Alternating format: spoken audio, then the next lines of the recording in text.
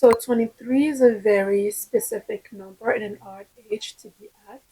Around that time, you're an adult, but you don't really feel like one, and you feel like you're at a crossroads, and you feel very lost. You start to think about the things you want to do and how you want to spend your time. Now that the structure of your parents and of academic pressure is no longer there. And I also went through that. And today I want to talk about a habit that I think fundamentally changed the way I think and the way I am, and that is reading. I want to touch on how and why I started reading and the steps I took to hopefully help you too. Hi, my name is Aninam and welcome to my channel. So, thinking back in my childhood, I mostly grew up around visual media and music.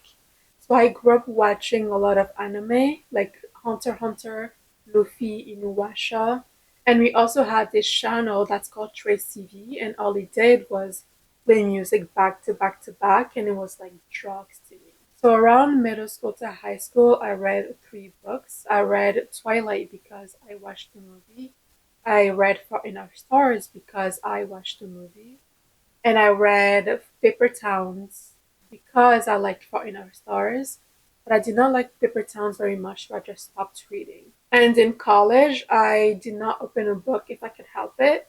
I majored in computer science and business, and to be honest, no one was asking me to. As I alluded to, I was 23, fresh out of college. I had my first big girl job, and I moved to New York City on my own.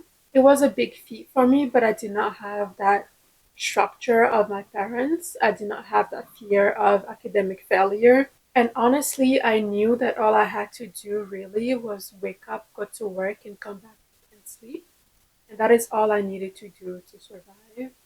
And usually that is all you can do. But I really wanted to take my time back and I wanted to start to read. I specifically chose reading mostly because I wanted to be seen reading. I wanted, if someone were to ask me what I did for fun, that I could say that I read for fun, that I read in my free time. And was it really vain? Was it performative? Was it superficial? The answer is yes. But did it get me through the door and did it get me trying at the very least? And the answer is yes. So number one, I will say figure out your why, even if it seems like it's very small and vain. It is oftentimes good enough as a jumping board and to get you to start. And as you might have guessed, I tried and failed to read a single book in that entire year, mostly because my attention was extremely fractured and I couldn't get into it.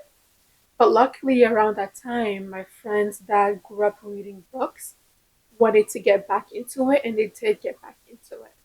So every time we will call, they will talk about the books they were reading. They will recommend me books. I wanted to be a part of that. I wanted to also recommend back. And ultimately, I wanted to belong. I wanted to be part of the group and I wanted to have something to talk to with them. So there was this implicit pressure, and it's probably why I stuck with it for as long as I did. And a little bit later, I want to touch on how to create that implicit pressure, how to curate your environment so that it leads you to a path to do things that you want to do. But before that, I want to say that you need to learn how to struggle and you need to accept that you will struggle and that you will be a beginner and you will feel like a beginner for a long period of time. And this whole thing reminds me of this podcast that Hank Green hosts on Spotify. It's called Humans. And he interviewed Rina Lu, the creator of Connector 4, and she said flippantly that no effort is wasted. Everything starts there, right? I sort of believe that the number of hours you spend doing something or thinking about something is like no effort's wasted. Yeah. I like being interested in things and learning about how to make stuff. And I really want to say that to you that no effort is wasted, even if you fail and you stop doing the thing and you get back into it or you even start something new. You're not actually starting from scratch. You already have that feeling, you already have that knowledge on how to do something new and how to struggle doing that thing. So this whole endeavor made me realize that I'm heavily influenced by the people around me and by my environment. And you can take it negatively, positively, or even neutrally. But the question for me became, how do I curate my environment? How do I structure my life so that I do the things that I want to do, and that is at the time reading. And I realized that if I see people reading around me, if I see books in my room, if I go to places where there are a lot of books, that I will read books. And the easiest thing I will recommend is to start with your algorithm. I started following people like Jack Edwards, Melissa, Mars Library, and soon enough, all I saw in my timeline and in my For You page were a lot of books recommendations, a lot of books reviews, and a lot of people that just ultimately read a lot of books. And the next most important thing, and perhaps the hardest thing, is to find a third place that you can go to consistently. And luckily, I live in New York City and they have a really great library system. And I was able to find this book club, but it's more like a quiet reading club where you can bring whatever book you like. And there is a lot of people there, and you can just quietly read. And oftentimes, they talk about the books that you're reading. And I met a lot of smart people, a lot of people that are so passionate about reading.